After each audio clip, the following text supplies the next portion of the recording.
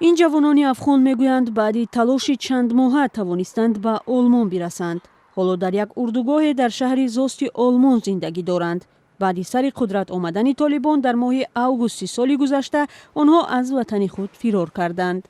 در آلمان هم زندگی برای آنها آسان نیست. به گفته این پناهنده ها مناسبت مقامات این کشور با آنها از پناهجویان اوکراینی فرق میکند. آنها به نقلیات جمعیتی رایگان دسترسی دارند، ولی ما حتما باید بلیط داشته باشیم.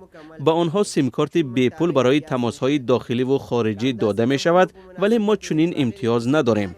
آنها را در پناهگاه های جای میکنند که شرایط خوب دارند، ولی از ما برای زندگی موافق نیست.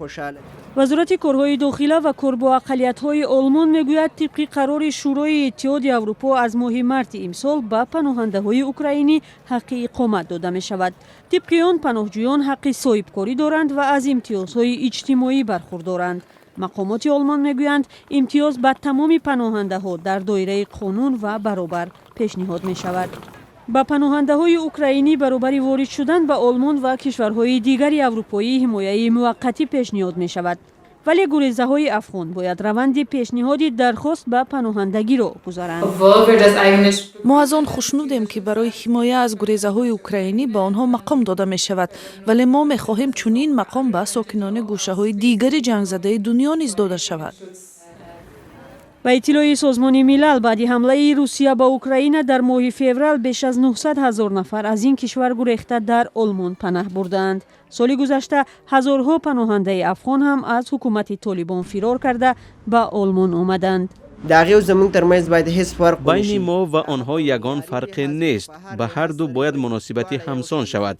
در کشور آنها هم جنگ است، در کشور ما نیز.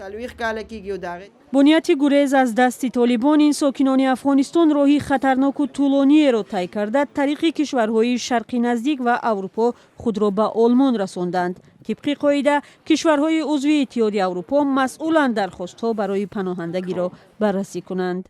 صداقت سمسور که از طریق بلغارستان واردی آلمان شده است میگوید احتمال او را از این کشور خارج میکنند. درخواست من برای پناهندگی رد شد. با من گفتند که شما باید به بلغارستان روید، ولی من نمیخوام به آنجا روم. روح الله آریاخیل سربازی سابق ارتش افغانستان هم در آلمان همین مشکل را دارد. آنها باید پرونده های ما را بررسی کنند و در مهلت کوتاه به ما جواب دهند.